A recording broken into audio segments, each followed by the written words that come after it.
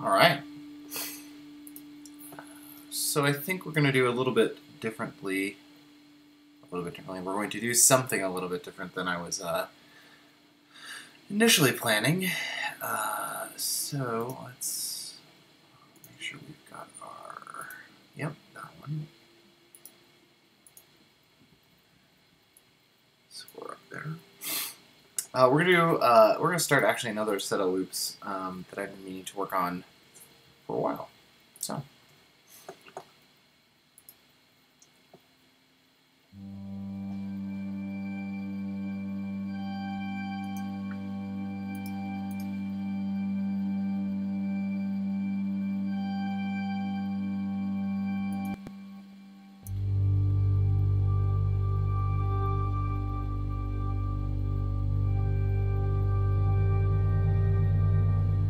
Do something. It's a little bit darker than what we were working on earlier this morning, but I'll give something to do. Sorry, I gotta blow my nose. Of course, I started sneezing as soon as I hit stream.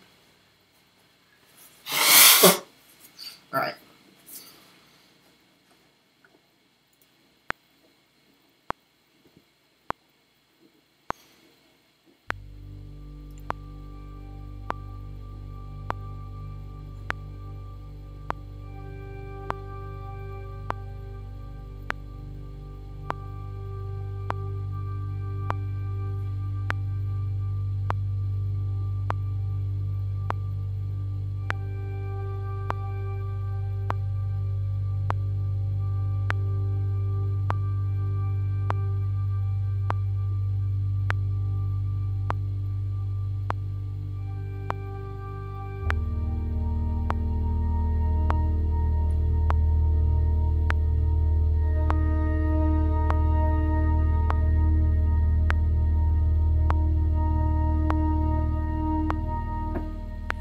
So we're going to work with loops, so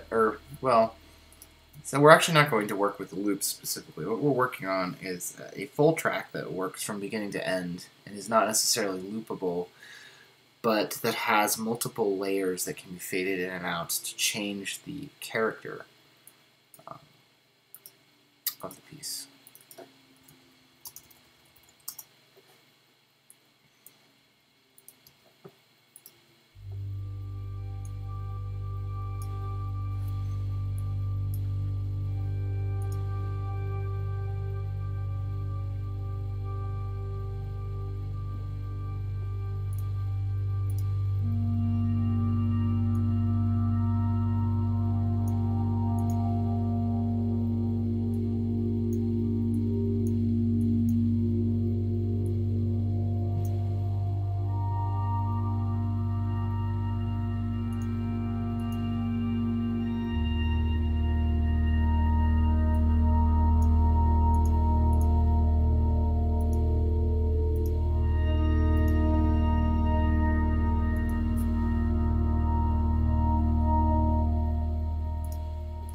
Sort of, yeah.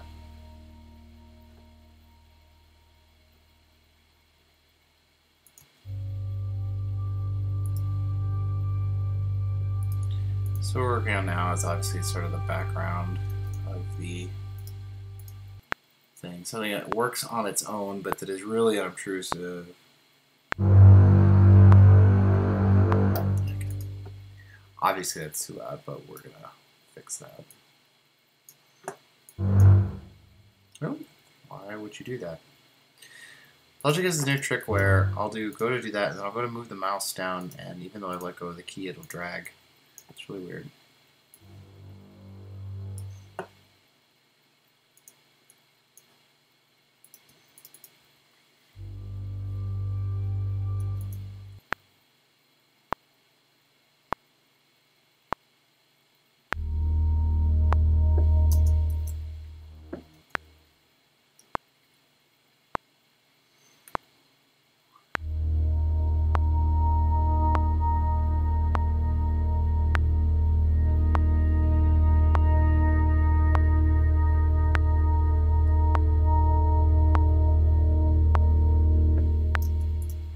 It's going to be another set of packs for Unity, but these are going to be mostly ambient style stuff that's a little disturbing. Maybe with a couple of sets of loopables to go along with it. We'll see. Kind of gotta... I always work on the ambience on these first because they're the most critical.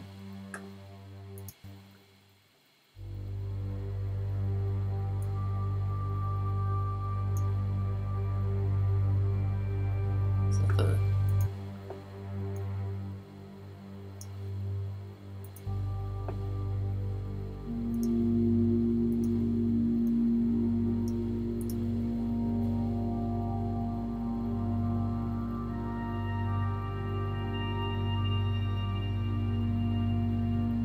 Basically, we're going to try to capitalize on Fallout having just come out by making a nice grungy, grunge, not grunge music because it's a real genre, but something that kind of feels really broken and post-apocalyptic.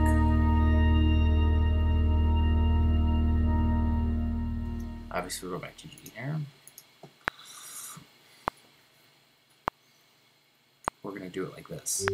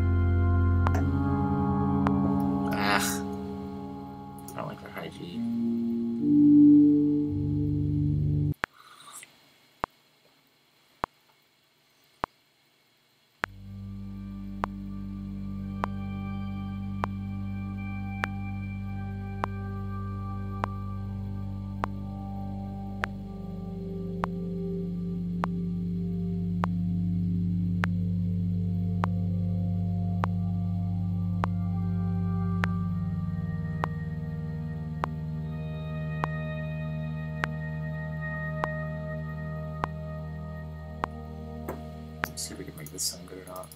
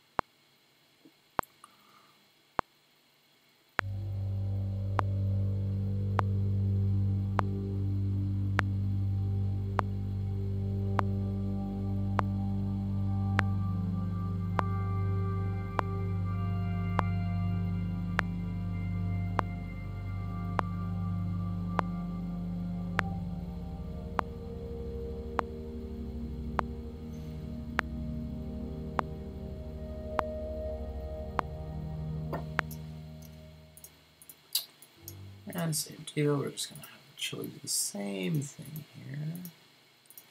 But we're going to actually do this. Just that one be higher. Now we're going to do some violas here.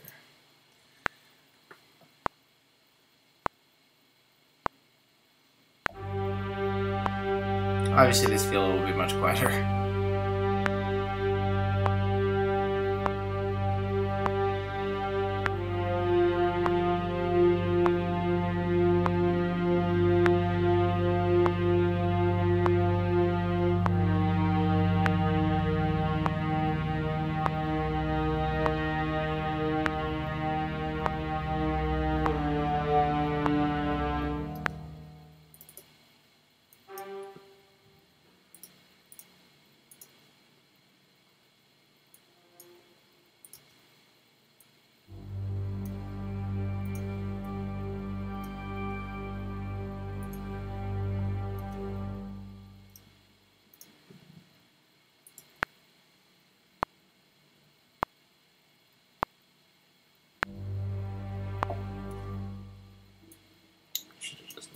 The other long notes, but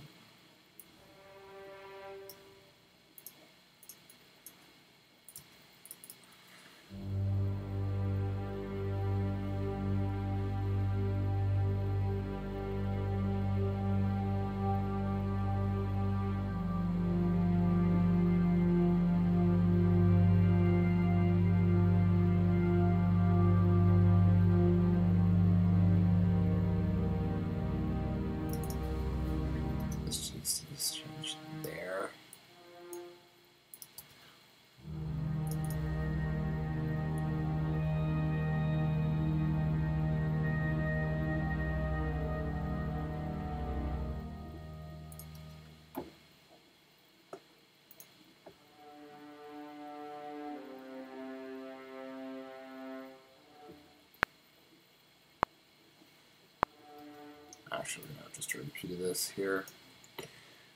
We're gonna add some more synths here. This to, let's say, 21.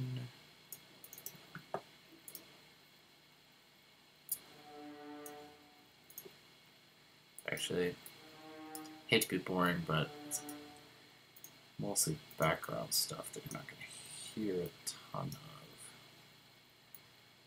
So.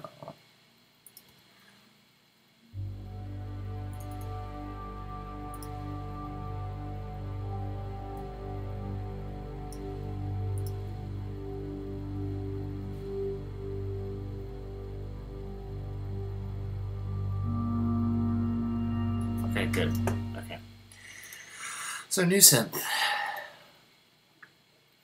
Which one over here? We're going to use that from Zebra. HZ reviews. One of the unfinished ones.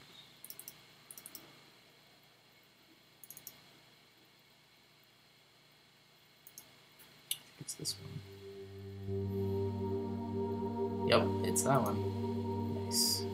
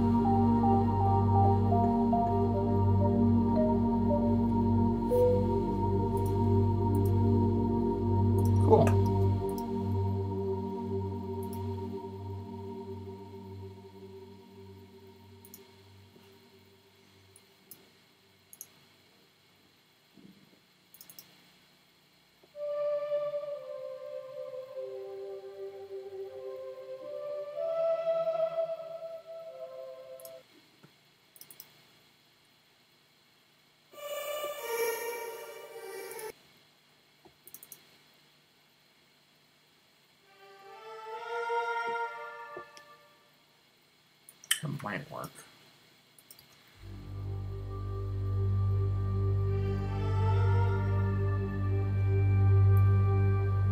No, I don't think so.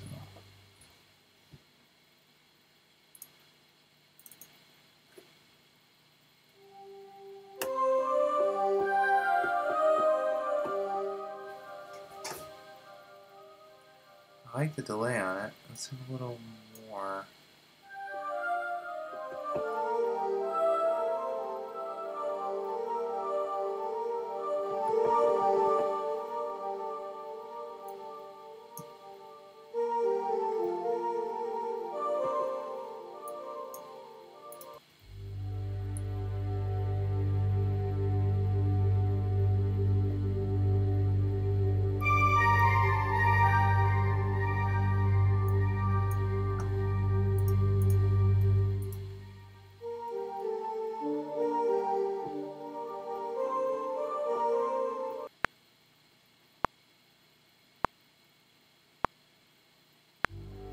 It's going to be on the second layer, I think.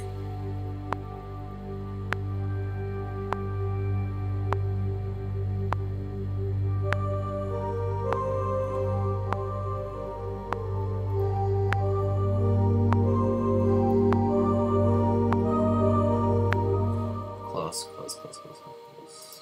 How about?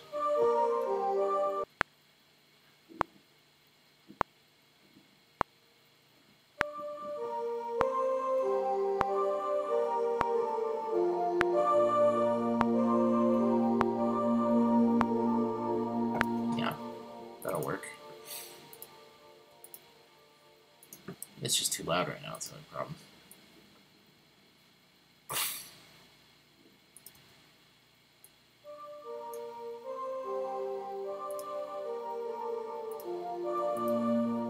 Oh, I didn't want on triplets. Oops.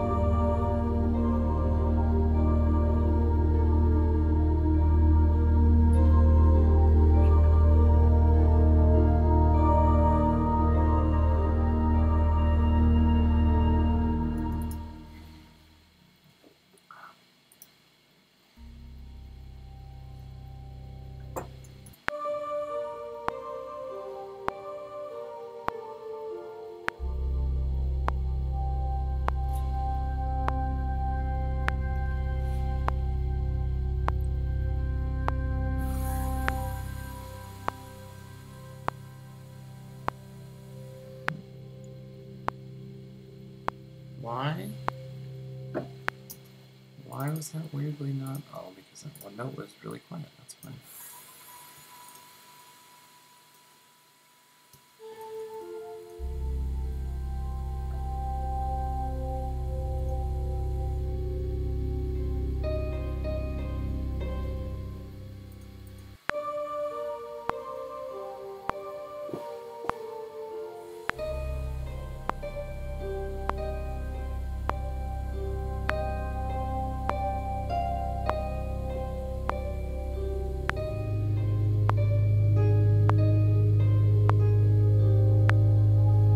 It was good until it got to get flat.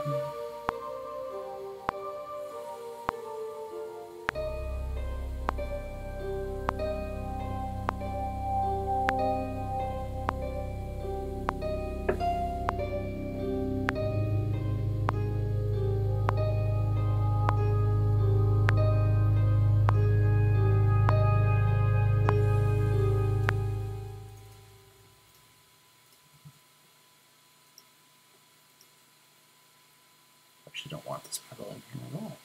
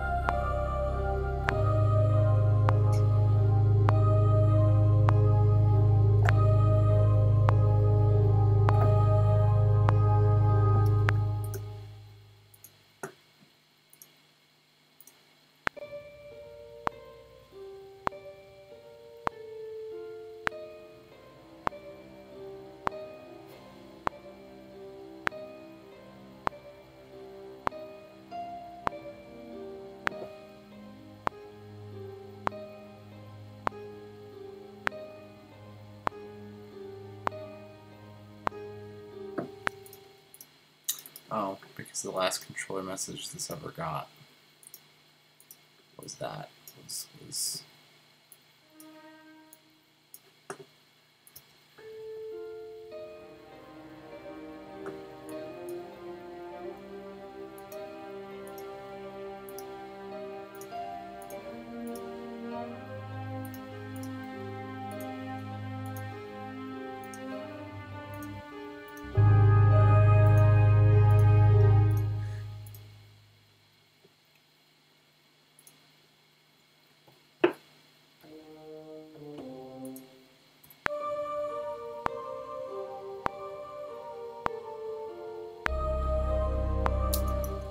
helps me play the right notes.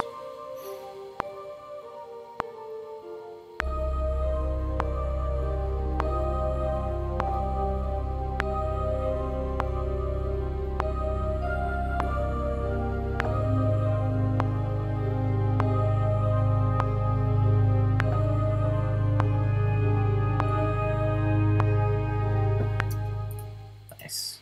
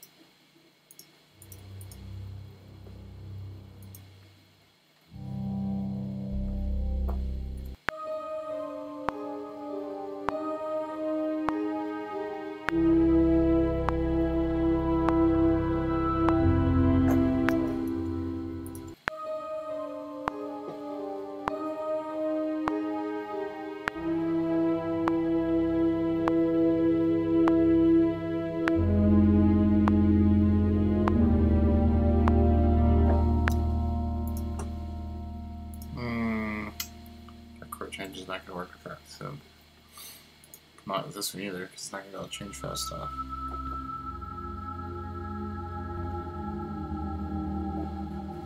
Actually, that doesn't sound too bad. It's probably going to be too muddy with this stuff, though.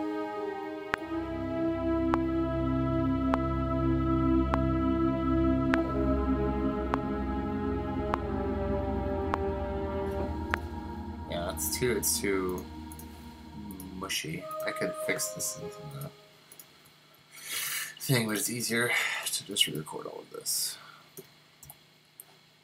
And I like how gooey that synth is already, so I don't need it.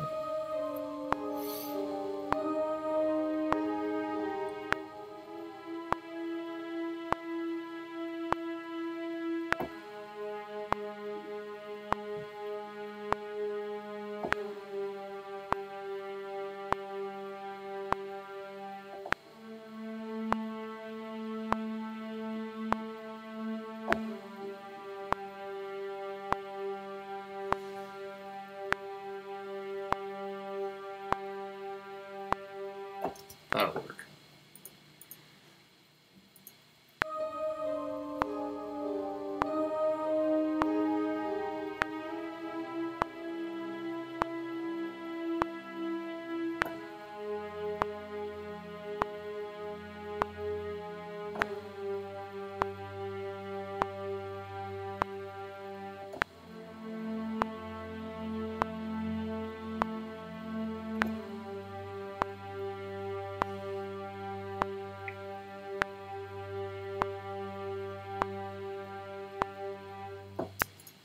Yes.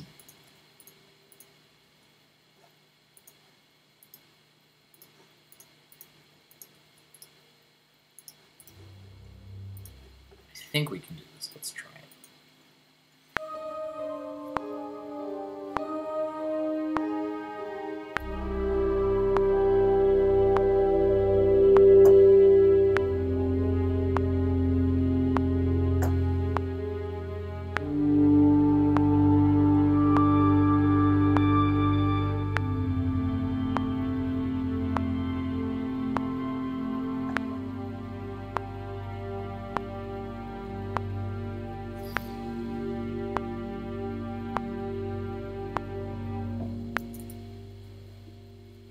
Question is,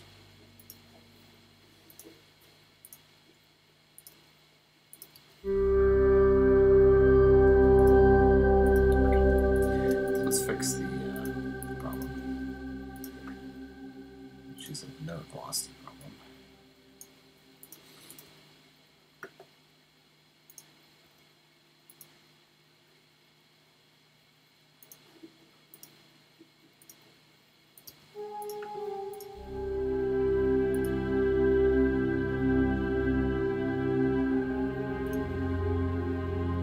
Much better.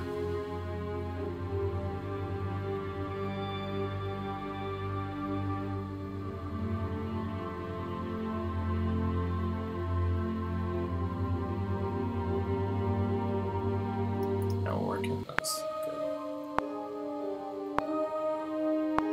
Good. Ish.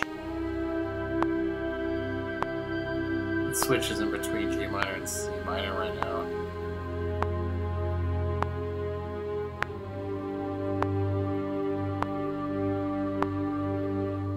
Or I should say it borrows notes from C minor.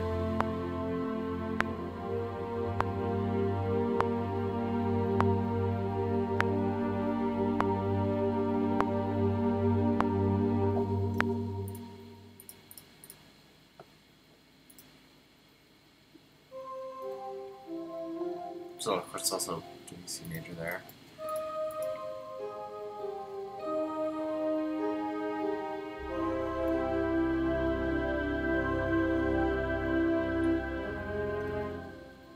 Like that's a C major right there, but then it goes right back into this C minor thing before going back to G minor.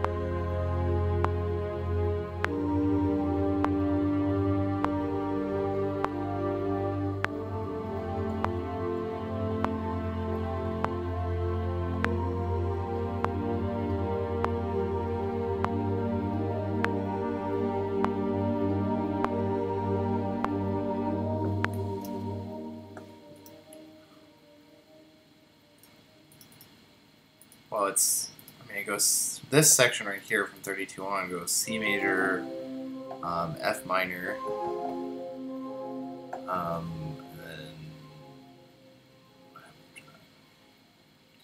and then G minor. But I want to go back to G minor. I want to make G minor tonic again, so we have F major, so we can go back to G minor. What I should really do is you put a D in, and then the leading tone from D would give us G minor, but I don't want to because that seems a little too low.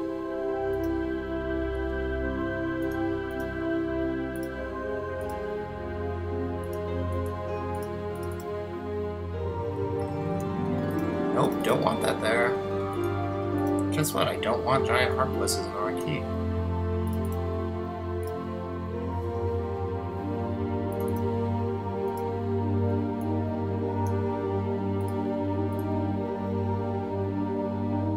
Because now we should be able to restate the beginning a little bit, change it up a little, but we're going to basically use the same material again because we're back in G minor.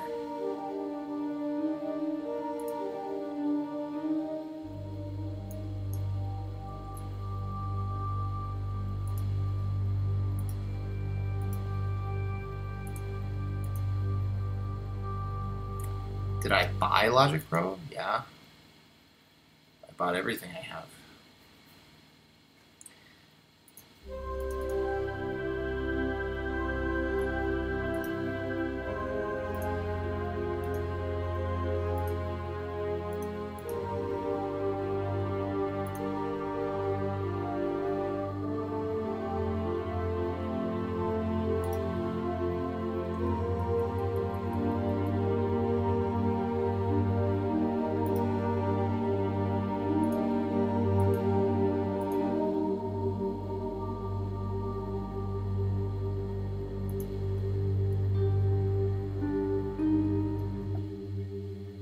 Hey, thank you so much.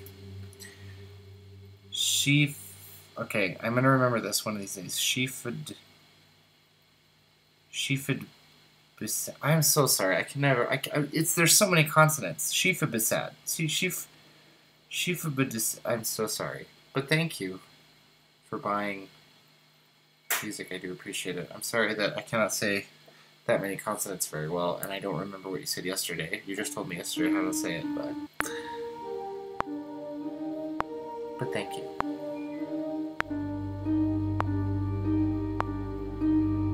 Shifasad.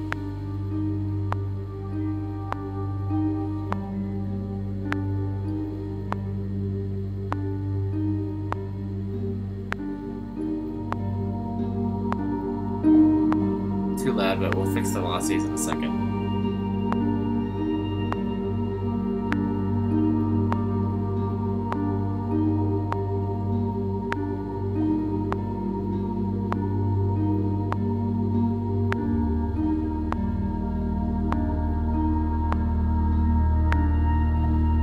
I should be using the loop function, but why? It's so relaxing to play this part.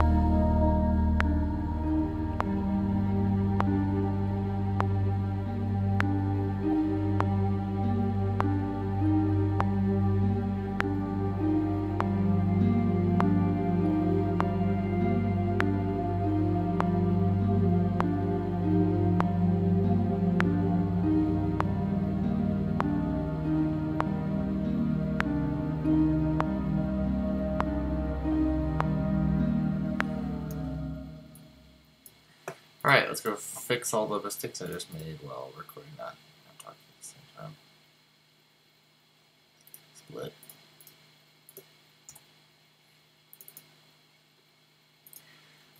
I have it on iTunes and Bandcamp. Okay. Let's run it. Let's run just a quick little thing. This is going to say goodbye. I'm not leaving. But there's where you find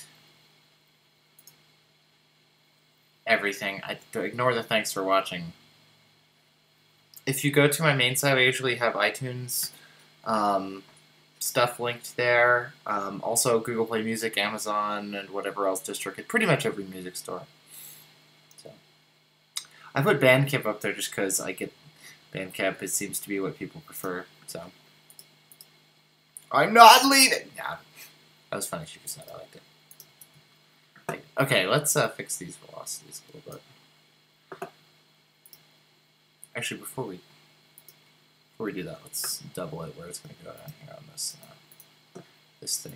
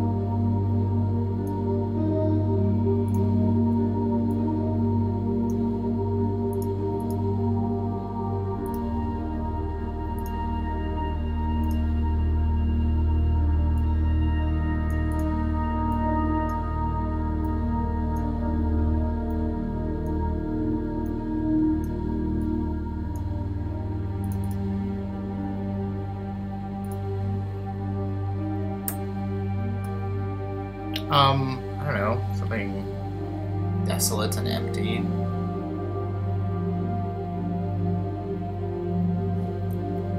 It's definitely the feeling I'm going for with it, is sort of a lonely emptiness, maybe a little bit pretty.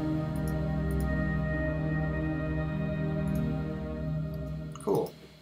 So this is the whole thing. This is going to take a while since 5 minutes, but I need to hear everything in context. Let me save.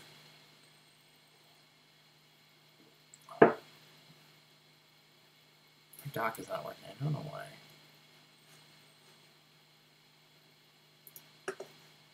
Just gonna open something over here. That's why it's black for a second.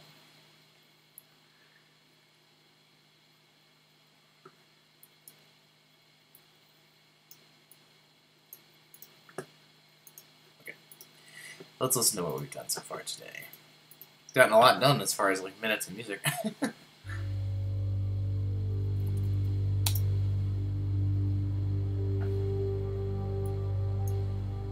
While that plays, this is the service that I use.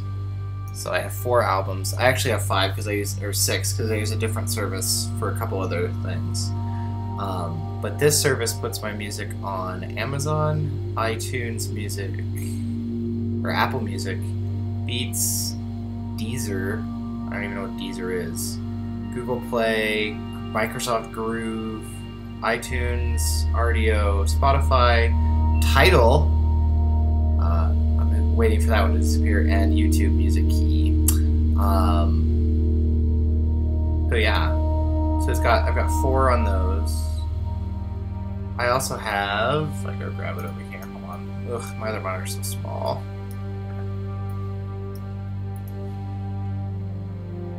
I also have it on iTunes and stuff for the Airship soundtrack and the Starbound soundtrack, which are done through a service called Louder.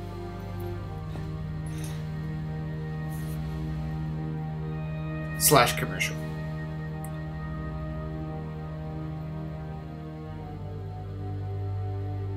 Okay, so this is definitely our sort of our ambient layer. This is the layer that is the base for everything.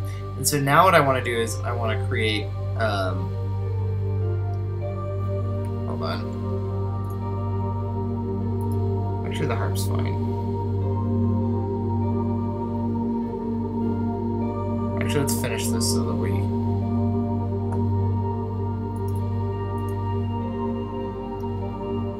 I actually don't need those notes to know what to do to finish it.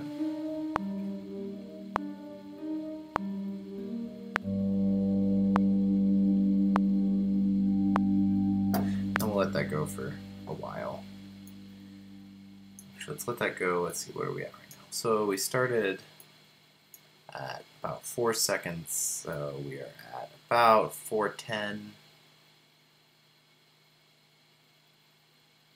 That'd be 4:24, 4:29. That's fine. 4:29 is a good amount.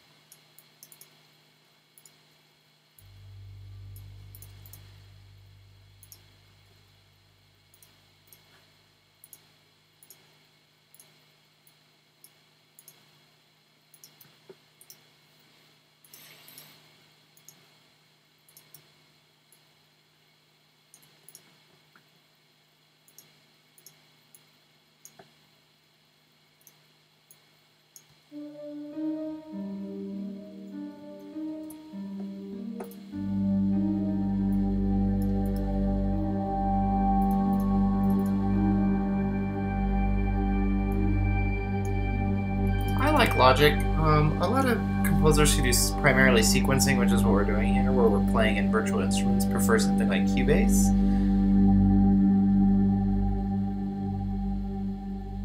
I don't want to see how long the tail is. Nice. Tail's about 4:43, so it's really like 4:39, most of the way to 5 minutes is what I was looking for, so that's good. Yeah, a lot of composers prefer Cubase. I'd really actually like to switch to Cubase at some point, but I've been using Logic since version 8. 8? Is that what it was called? I don't remember. It was the last version. It's 2 versions back. It's been a long time. Like, I used it... Was that before Apple bought it? I think that might have been before Apple bought them, when it was made by... I don't remember. Anyway, I've been using it for a long time, so I'm pretty bought into it, but there's a lot of stuff in Cubase that's been looking pretty good. Fruity Loops is good. It's a good DAW.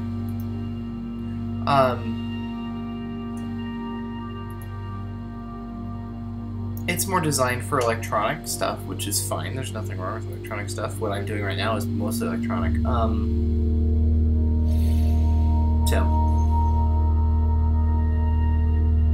Salatrus, the guy who worked with me on Starbound, uses FL Studio, so... Hello?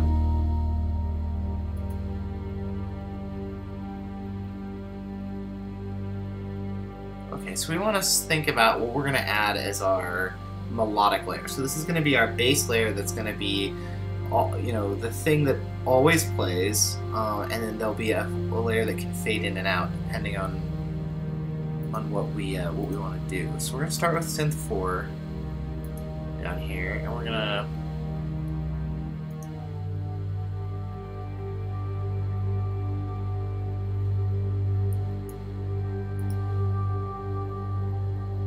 yeah, music theory is hard, I agree. Actually, we should just use the signal that's already...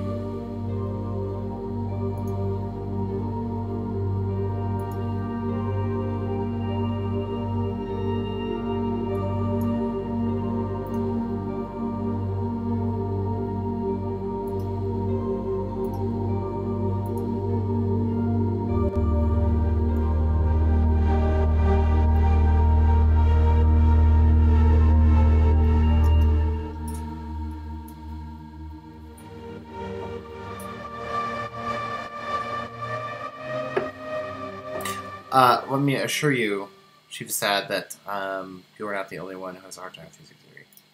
As a person who used to teach music theory professionally, it's hard. Tired of listening? Yeah, sometimes. I mean, that's why I try to be pretty critical about what I'm making so that at least I don't get too bored of it, but yeah, no, that's different. And I don't get you wrong, by the way. I totally understand where you're coming from. That's not insulting at all.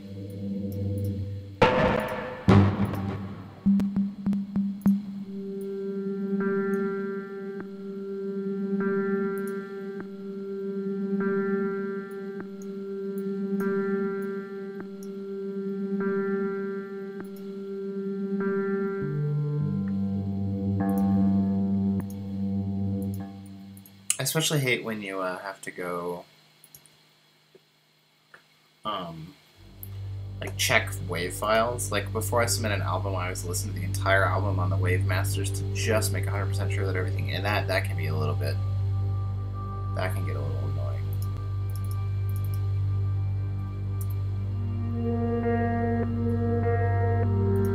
So this is going to be the first of our melodic lines that's going to kind of support a melody here.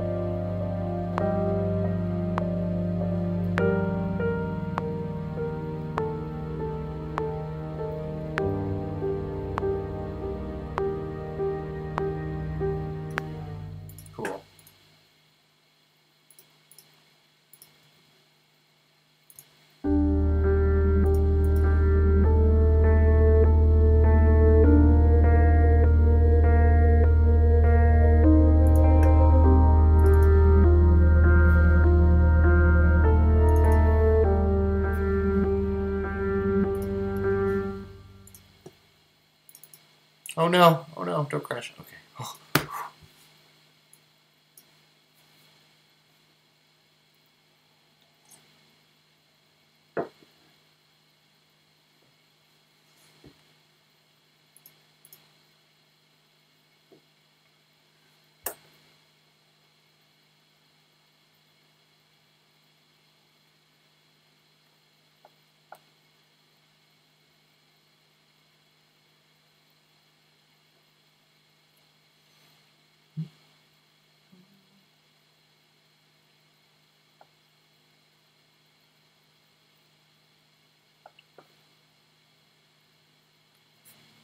Do that again.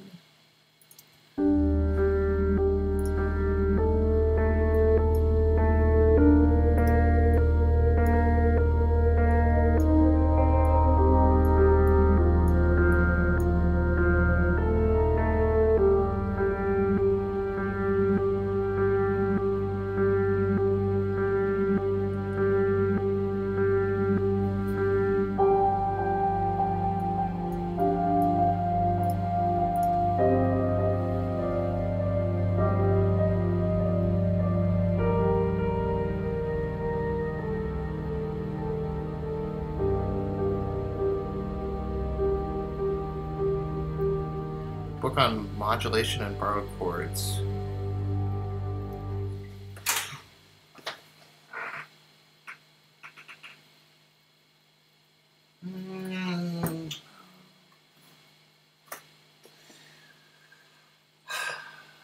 Where is my... Who is that one? It's the 21st Century Harmony by... I can't remember who it's by. Hold on.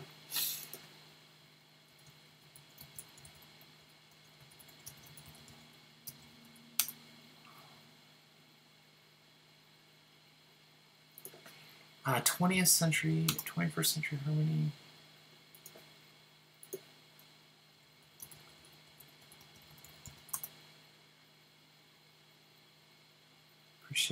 This one, Tonal Harmony. This one. This is what I would recommend if you need a theory book. Tonal Harmony by Stefan Kostka. I have this somewhere around here. I just not in my. It's not usually I keep it right here. I don't know where it went. But this is a great book. This will cover everything from pretty much Dia de Mayo, like Renaissance era stuff, all the way through the foundations of what we would call tonal harmony in the Baroque period, through Romanticism. I mean, this will cover pretty much anything, all the way through the 21st century. So, yeah, from 815. I didn't even know they sold this in paperback. They must have only sold like one edition, or there must be like a college somewhere that has it on their list that they have to use it. 2 used from $1,935.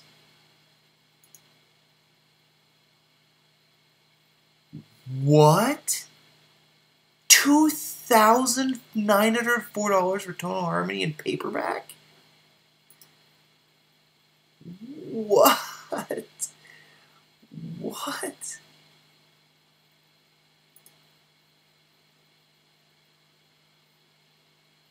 Oh, this is a rental. Why is it so expensive? Ugh, the problem is colleges use this book. A lot of colleges use this book. So you get the...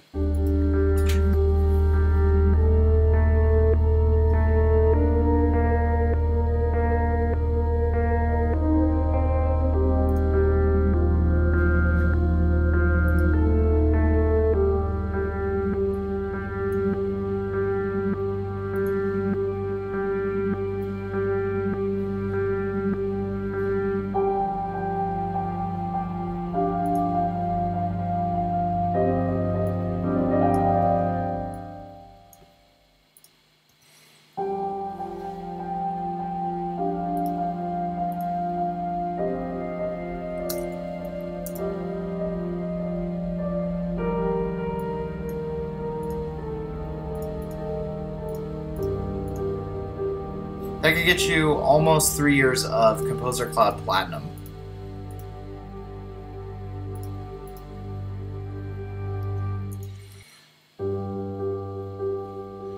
edition would I recommend? The cheapest one. I don't think there's any edition that's necessarily better than any of the others. So since it's a college textbook and I noticed the price on it can be a little bit drastic, I would just go with whatever's cheapest. Some will contain, if you like CDs with examples, there's a CD I think it can come with it, but that's going to drive the price up a lot.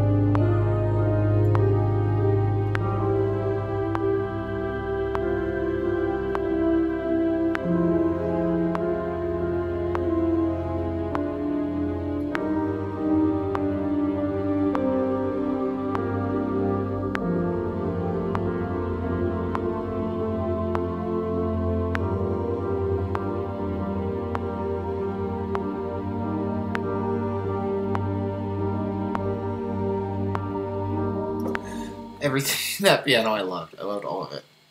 That's cool. I liked the 7th on the F minor chord. We're actually gonna make this a little less distant.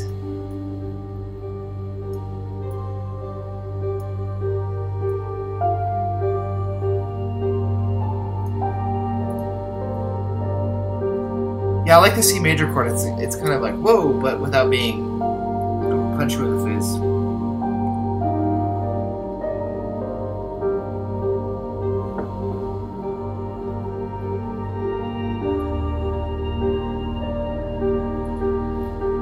So most of the time what you would hear if you were using this in the game would be this. This might fade in if it was important.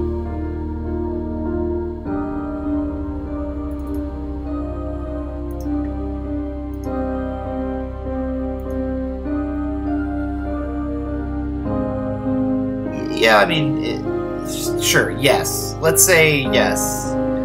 Even though Stravinsky would yell at me for saying yes there. Sorry.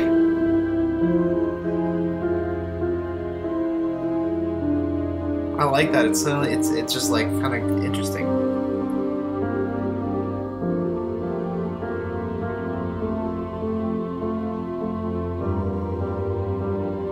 All right, we're gonna add the built-in Logic dulcimer.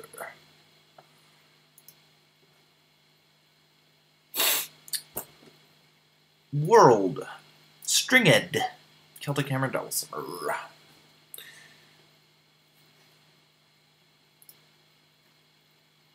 And add some send. That's alright. We'll leave the send in.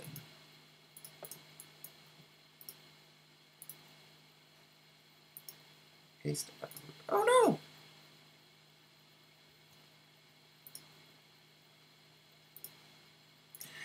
Whew. Almost erased that. Let's go to sub. No, it doesn't need to be quite that high, probably. That sounds really funny.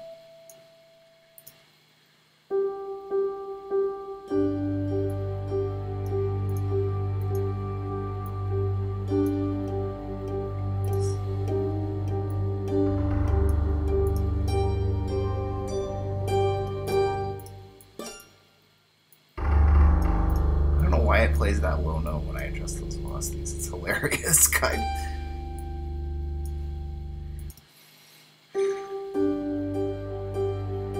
Yeah, sure. Diminished augmented chords sometimes get used. You could actually argue that over here, one of the places where it has, so it's, I think of it as an F minor chord.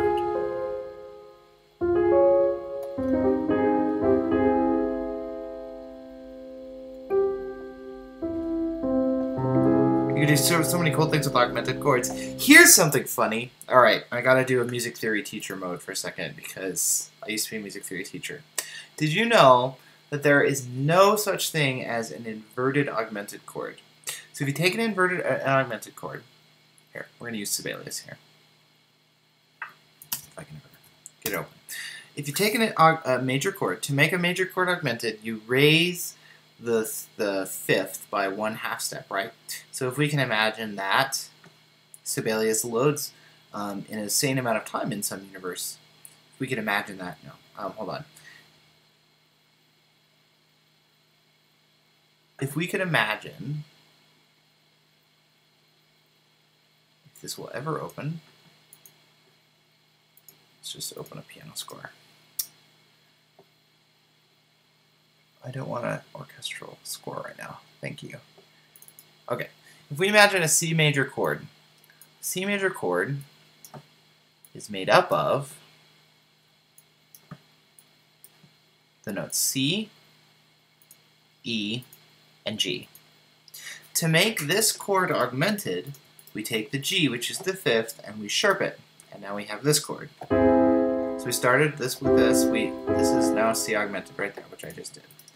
Now, to invert a chord, you take the lowest note. Where's my... How do I zoom in? View. Zoom.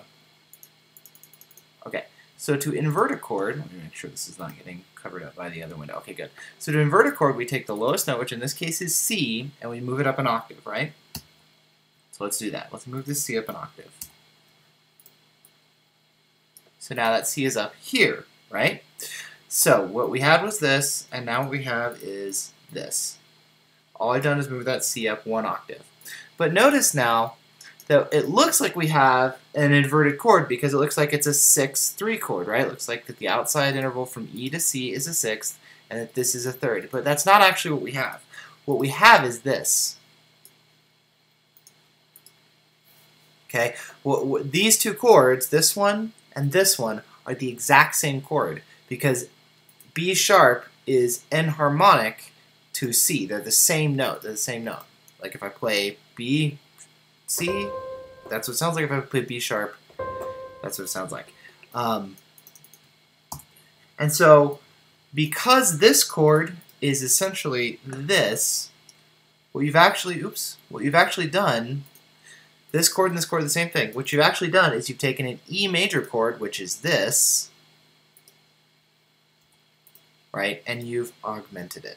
So when you try to invert an augmented C chord, you actually just create an augmented E chord. And it works as you continue to do it. If I then take this chord and attempt to invert it like that, what I actually have now is a G sharp. What is actually we have to enharmonically spell this as that. But what you actually have, F flat is E natural. What you now have is an A flat augmented chord, right? Now here's the cool part. Here's the cool part. When I click away because I don't have my freaking navigator because Sibelius 7. So if you take this chord and you invert it one more time, so we're going to just copy it. We're going to move the bottom note up an octave. Remember, it was A flat, which is also G sharp. Look, it's the same as where we started here. We've come back to C augmented. So there are no augmented or inverted augmented chords. I'm going to go look at all the questions in the chat now.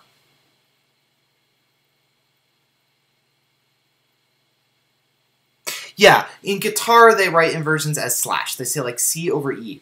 But what's actually happening, like in the notes, what is actually happening is you're taking a root position chord like this, which is C, E, and G, and you're just taking the bottom note and you're moving it up an octave. It's the same three notes. It's the same, it's now still C, E, and G, but now they're just in a different order. Now the bottommost note is E, then we have G, and then we have C. And that gives it a different feeling. A C major chord sounds like, C in root position sounds like this. C in first inversion sounds like this. Okay? And it sounds like a trivial example, but if you have like a melody and you're, say, doing like, if I do that with augmented, or not augmented, if I do that with inverted chords in the left hand, it sounds a little bit lighter because the inverted chords are a little bit more unstable. They don't have the finality. If I tried to end Twinkle Twinkle Little Star in an inverted chord, it wouldn't sound good. Or it wouldn't sound...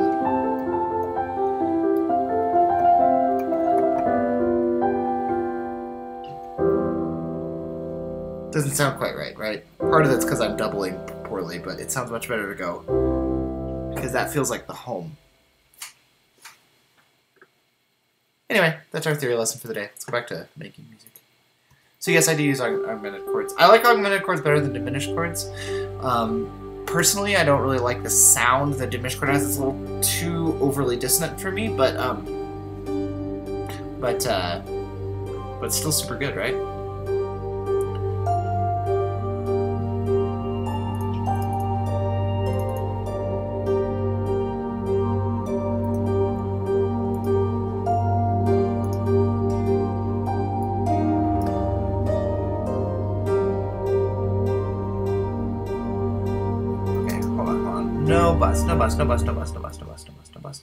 No send. No send.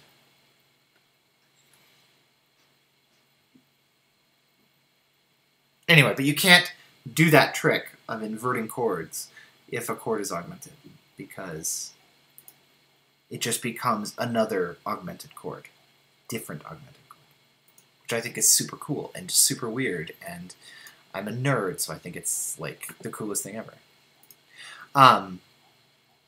I should one day, I could do a whole stream and just we could do, you know what? What time is it? It's 4:30? I've been going for a while.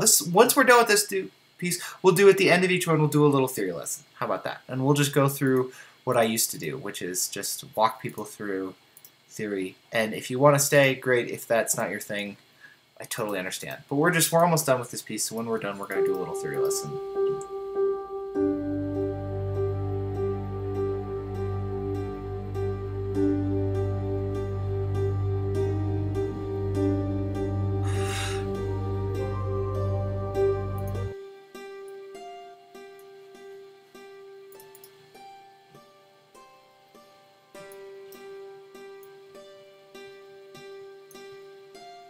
I need that EQ to be after.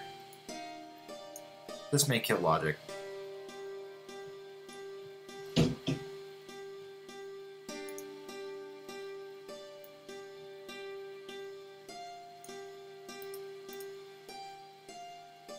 I actually don't want EQ there. What I want is spacey reverb.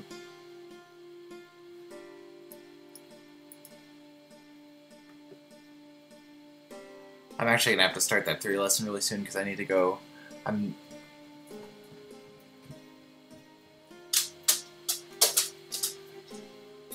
Okay.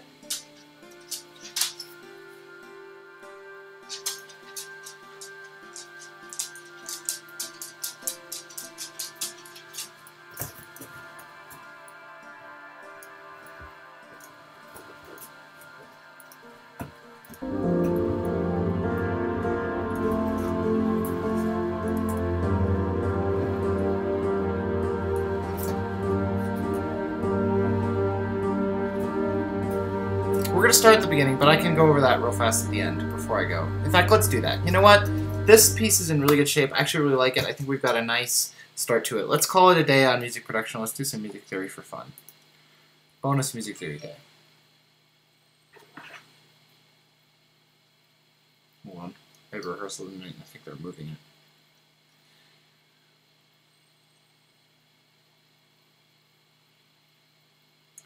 Nothing important. Okay, cool.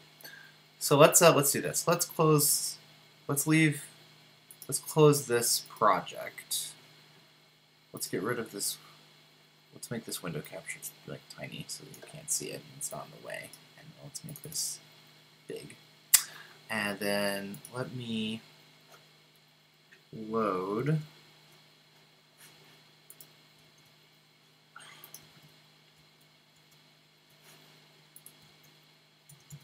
piano and Logic so I can play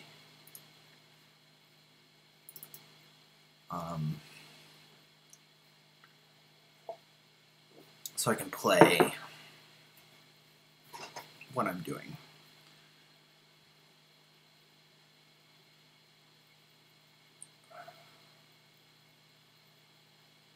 I just sent a command to load an orchestral template that uses almost 45 gig of RAM so that I can have a piano sample for a random theory listen we're doing here.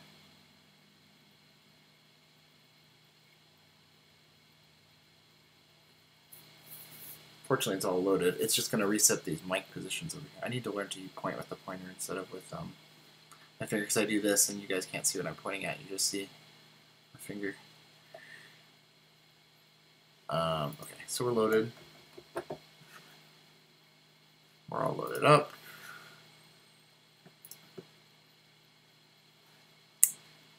Okay, so let's start with like the basis of theory, and I'm a big fan of that. The basis of music theory, like the thing you need to learn first, is to understand scales and what they are.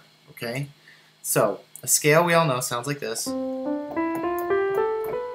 on, I can hear Sibelius's awful piano, so I'm going to turn that off. Okay, and when we write that down, that looks like this. Okay, I'm going to go ahead and just assume we have a rudimentary understanding of notation. Okay, treble clef tells you where G is here, right? By the way, this thing is a letter G. It's because it's showing you where this G that's highlighted is. That's what it means to have a treble clef. It's saying G lives on this line. The same token, the bass clef is actually a big fancy letter F, and the line that goes through the two dots is where F is, and that's its whole job, is to say F lives here. So, okay, so anyway, back to scales. So what makes this sound like a scale? What makes it sound like this? We've all heard that a million times, right? The sound that you are hearing is actually not the notes, it's the relationship between them, okay? So, for example, from C to D is a whole step, okay? Okay. If it were smaller, if the space between C and D were smaller, it would be a half step, which sounds like this. Okay, so whole step, half step. Okay? So the pattern as we go up is that we have a whole step between C and D, a whole step between D and E, a half step between E and F. Okay? Notice that from E, this one to this one, it's a half step. Oops, sorry. It uses the keyboard for input, so if I'm pressing the notes. Okay, that's E to F. If it were a whole step, it would sound like this. But it doesn't. Okay? If it were a whole step, this is what it would sound like. It would sound totally different, okay? And so the relationship between the notes walking up, if there are any of my old middle school students watching, they're like, oh my god, Mr. Schweitzer, what are you doing? I hated this part. So the relationship between all the notes is whole, whole, half, whole, whole, whole, half. Okay? That is what makes something sound major. If you flip these around or you don't play the half steps, you get all sorts of weird non-majory stuff. And this is where all music theory starts. Okay? And I know that like it looks like a Keys like is way ahead of us here. He's asking us for stuff that's a little bit more, which I will go over, but I kind of want to, I'm going to be doing these at the end, I think, of each video, and I want to start with the foundation. So this is what a major scale is, Okay, it is whole, whole, half, whole, whole, half. Everything in Western music theory starts with whole, whole, whole, half. From here, we can go all the way to what he's asking about, which are chord modulations and key changes and borrowed chords, okay? It all comes from this. This is where it starts, okay? All right, so that is the only thing that we're going to talk about today is whole, whole, half, whole, whole, half. We're just going to apply it real fast to sharps and flats, which I will go over again next week. So what we're going to go over, not next week, but next time. What we're going to go over next time is how that applies to key signatures and accidentals. So if C, when I start a scale on C and I end it on C, the pattern of whole, whole, half, whole, whole, whole, half is just there for me. I don't need to add any weird stuff to the scale to make it sound right. You know, what I have right here in the two highlighted measures sounds like this. If I go backwards, sounds right. Now if we start or end it on a different note, then things start to sound weird. If I start and end on G, like in these two measures, something goes wrong. Sounds good? What?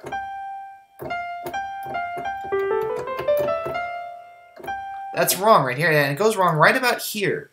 And that's because if you look at the pattern of whole, whole, halves here, what we have is from G to A is whole, whole, half, whole, whole. And remember what was E to F?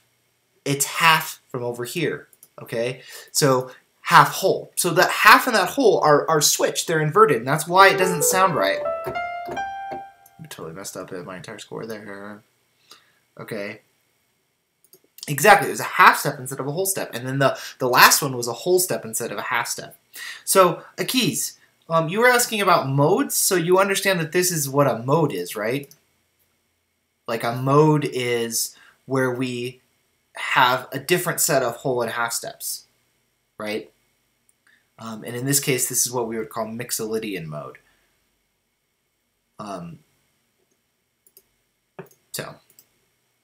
If I take this F and I make it higher, that makes it further away from this E, which makes this whole half step a whole step. It moves it closer to this G, which makes that whole step a half step. And so now I have this nice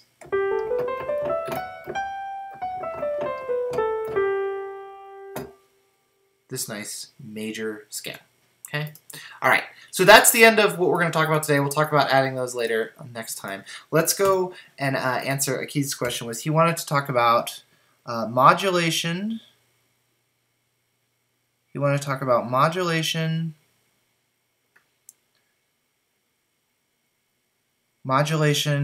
relative to parallel modes. No, I was just doing random stuff, or sort of starting with the easiest music theory stuff, and then next time I'll go a little more. You wanted to talk about modulation as it relates to parallel modes. So, I mean, what do you know about modulation using 5 of 5 chords?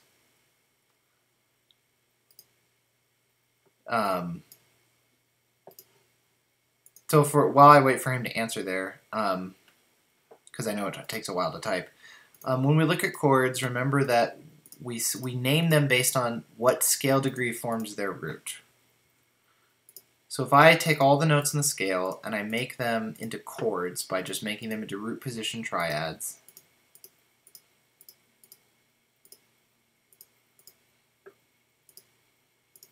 what we have is a series of chords that are based on their position, what their bottom note, what the root of the chord, the thing that gives it its name, or that gives the bottom note, is the second note of the scale.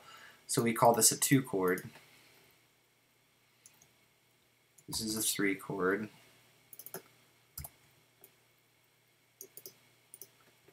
As a teacher, I'm like, there's something inside of me that is screaming, because I'm just trying to answer Akiz's question, but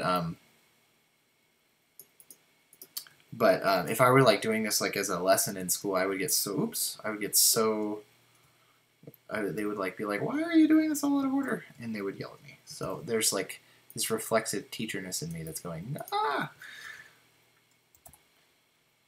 You take a chord from parallel mode, for example, taking a chord from C Dorian and use it with C Ionian. Okay, so you can do that. So what we have are the chords. This is like C major, right? Ionian is just major, right? It's been a while since I did modes, I'm not gonna lie.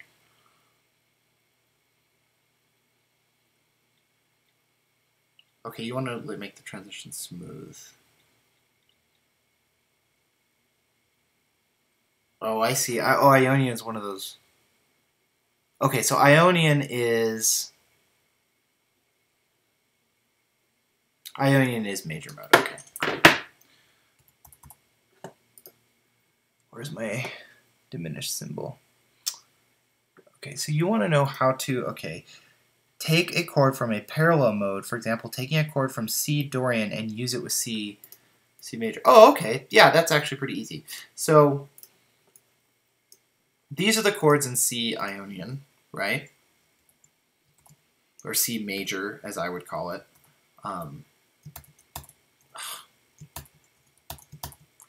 A C major, as I would call it, right? Now, C Dorian uses the key signature of B flat major because the way what you do. So if you have, this is B flat major, right? Right, this is B flat major. Right here, right? If you use the same key signature, which is 2 flats, right? And you play from C to C using 2 flats, you have a C Dorian, right? So what you want to know is how you are wanting to transition from C Dorian to C major? Is that kind of what you're looking at? I mean, so if I had like these chords, so if I'm like in C Dorian,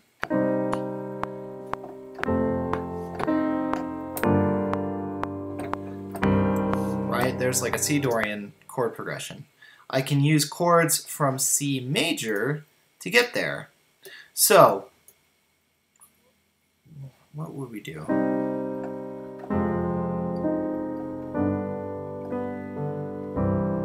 You could do that. That's a little. That would be the classical way of doing it. Would be to grab the 5 from C, which is G major, make it a 7. So maybe we're playing along in.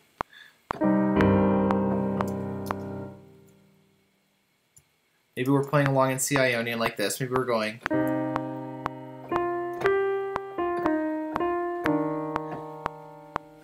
So here's a C minor chord, C minor. We could go to G major, make it a 7th. So you could do that. So all I did there was I looked at C major, or what you were calling C Ionian, which is not wrong, and I grabbed the 5 chord, which is G. I made it a 5/7 chord, like that. I played that, and that automatically cadences down to. Remember, 5 always wants to go. Don't be stupid, arrow. No, the arrow's not gonna be stupid. 5 always wants to go to 1. So you can grab the 5 from C Ionian, and it'll sound smooth. It'll sound a little like classical.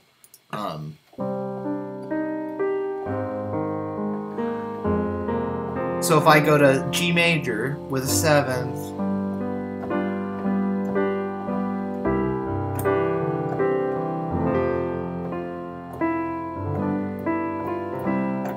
So that would be going from C Dorian to C Ionian, if that makes sense. You could also go from C major to C Ionian, right? And for that, what you would do is you would look at the 5 chords. So 1, 2, 3, 4, 5. Right? Our 5 chord is this. It's the same 5 chord because they're parallel. That's right, pointing that out. And you can use this parallel chord to go to C minor. So if you're in C major.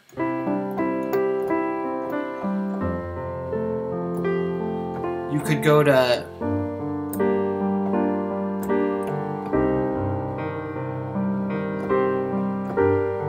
and you're suddenly in C. So that's sort of the easiest way to do it, is to use the 5 from the key you're trying to go to, make it a 7, and cadence down to the 1. That's the really super classical way to do it. You could actually do it with any chord, though, because, like, here's C major again. Let's just do Twinkle Twinkle Little Star because it's easier. Yes, you can use the 5 chord to transition, because remember, 5, specifically 5-7, always wants to go to 1. It always does. Every time you hit this, it wants to go here, right? And it doesn't matter. It can even be minor, and it still wants to go here. It can go from here to... But anytime you hear that 5, you can... it's not always the smoothest depending on the modes. Modes are hard because modes... because the whole half relationship, and I'm glad we went over that earlier, because the whole half relationship is different, sometimes the 5 isn't a good chord to use because, so for example, in Phrygian mode, the 5 chord is diminished, and so to make that a 7, I mean, it works, but...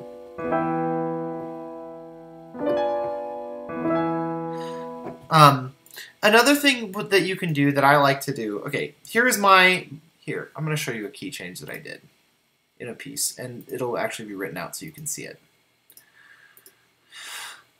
This is the way I like to change keys from major to major.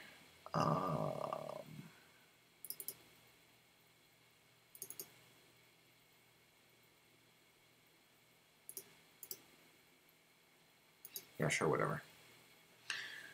This is a choral piece. And there's not one right way to change keys, by the way, obviously. There are ways that work, and whenever I'm doing composition lessons, I'm always telling my students, the thing that I'm trying to give you is not, this is the correct way to do this all the time. It's to give you sort of like a key, like a tool set of things that you can use. So sometimes you might want to use that 5 of 5 idea to change keys, if that's what makes sense for your piece. But that can sound really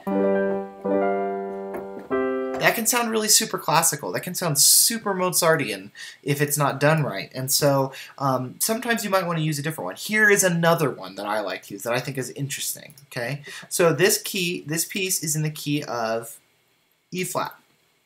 Okay, so I'm just going to play it with strings. I'm just going to play what's on the piece, on the screen.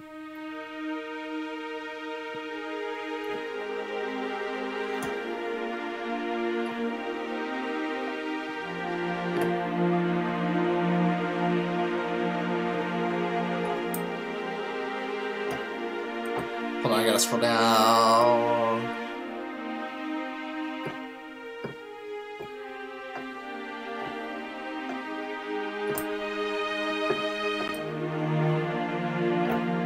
Here's what I do. I did a C minor chord, and then I did a B flat chord with an E on top. Okay. Then we went to another C minor chord, it looks like. Or no. An A flat chord.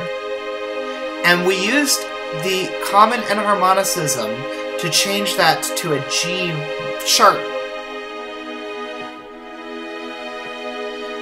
Okay, so we went from A flat to G sharp minor, which there's only one note that's different between E flat, A flat, and G sharp minor, and that is we take the C and it becomes B, right? It goes from you know, ba, ba, ba. Notice that these why did it do that? These two notes are the same note. Oh. These two notes are the same note. E flat, D sharp, same note, right? And the only thing we did was we moved the C. This altos do this, but that's because they don't want to do it. And so what you end up getting is A flat to G minor, and I add this F sharp in here to make it a 7. Okay. And what I did was I said, okay, G sharp minor is like the 3 of E major, right? And 3 from minor 3 always wants to go to 4, like that. Like, how many times have you heard, you know,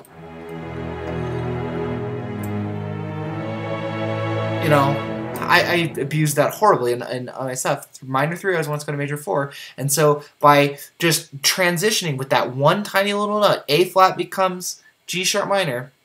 Okay, G sharp minor is now the third of the new key we're in, and now we can do this beautiful cadence.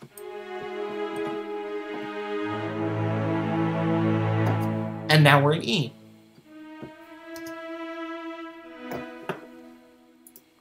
I wonder if I can, yeah, I can't move. Sadly, I cannot go straight out from Logic to, or from Sibelius to OBS. But what you have here is just using common tones. So, keys, when you're looking to change keys, look for notes that are the same between them, and look for chords that have the same notes, and then find that place where there's a note that is different, and make sure there's only one tiny little different one. That's how you get that, generally, I should say, that's how you get that smooth transition. So here you get this nice...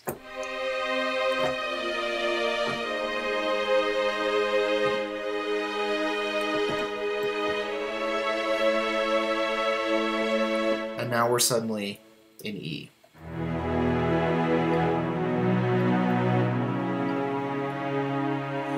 So that's how I went from E flat to E, but you can do it any way you want. There's probably another key change in here. Oh yeah, here we went from E major to G major, and the way I did that here was I just went from B major, and it just became E minor. That's one way to do it too. That's not super smooth, but it works. As long as it's effective, it works, right? Works. So yeah. Using some things from C major here.